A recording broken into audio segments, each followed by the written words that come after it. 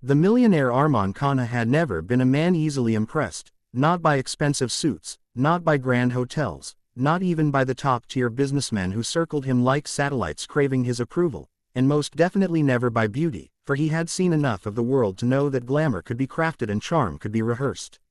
Yet something happened on the night of the business dinner that would rewrite the very definition of astonishment for him. That night, under the shimmering chandeliers of the Oberon Grand, where crystal glasses shone like captured stars and the air smelled of imported colognes and ambition, he waited for his secretary, Mayor Sharma, whom he had described to his colleagues earlier that day as simple, a word he used not out of cruelty but habit, because in his mind Mayor was the type of woman who wore cotton salwar suits, kept her hair tied in a straightforward braid, took notes diligently, reminded him of meetings, managed his impossible schedule, and quietly existed in the background of his colossal life. He had invited her only because the board had insisted he bring someone from his personal office, and she was the most reliable person he had. In truth, he had not even thought twice about it. To him, it was a business dinner. To her, he assumed, it was simply another duty she would fulfill with her usual grace and quiet loyalty. But unbeknownst to him, Mayor had spent the entire week contemplating whether she should attend at all. She had stared at her reflection every night after work, wondering if she even belonged in a world of shimmering gowns and champagne laughter, if she could stand beside her boss without embarrassing him, if people would whisper about the secretary who dared to appear among titans of industry. Yet something within her, a soft flame she had protected for years, urged her to step into the version of herself she had kept buried under responsibilities and routines. So she made a choice that would become the turning point in both their lives. When the evening finally arrived, she stepped out of the cab wearing a deep emerald gown that clung to her like moonlight in fabric form, her hair cascading in waves that shimmered with every breath of wind, her presence so breathtaking that even the doorman paused as if someone had pressed the world's slow-motion button. And inside the hall, Armand, who stood near the bar, answering a question from a foreign investor, felt a shift in the air before he even turned. He didn't know why, but he felt a ripple, a hush, as if the room itself had inhaled sharply. When he turned, the glass almost slipped from his hand. Mayor stood framed in the golden glow of the chandeliers, and for a moment he genuinely wondered if some goddess from an old forgotten myth had stepped into his life wearing the face of the woman he thought he knew. His mind scrambled for logic. This couldn't be Mayor, his simple secretary. This woman was a breathtaking vision sculpted from confidence and elegance, someone who didn't blend into the background but commanded it effortlessly. She walked toward him with a quiet poise, her heels clicking like soft declarations of power, her eyes steady but a little nervous, as if she too wasn't certain how he would react. And react he did, by forgetting how to speak. His colleagues noticed his frozen expression and turned to look, and even they, seasoned sharks in million-dollar waters, found themselves momentarily robbed of words. Armand finally managed a whisper, "Mayor." And she smiled. A soft, luminous smile that made something in his chest twist in a way he had not anticipated. "Sir," she said softly, "I hope I'm not late." Not late. She was right on time, but time itself seemed to have paused for her. He offered her his arm, without thinking, without planning, and she hesitated only a second before placing her hand lightly on it. The warmth of her touch startled him.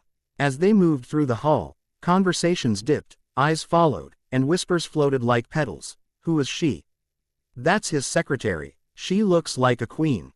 But Mayor held her head high, her heart pounding against her ribs like a trapped bird, yet her steps never faltered. She had promised herself she would not shrink tonight. When they reached their table, the board members greeted her with exaggerated courtesy, suddenly treating her with a respect they had never shown before. Armand watched all this with a mixture of pride and guilt. Pride because she shone brighter than anyone in the room, guilt because he realized how little he had truly seen her before tonight.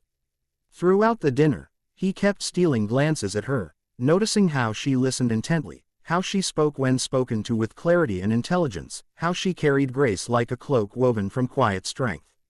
She surprised him at every turn, chiming in with well-informed insights about the new market expansion strategy, responding thoughtfully to questions that even some senior executives struggled with.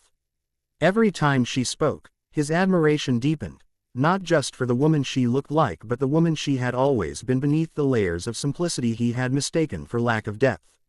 After dessert, When the orchestra began playing a slow, velvety tune, Armand stood and extended his hand toward her. "Dance with me," he asked. Her heart skipped, but she placed her hand in his lightly.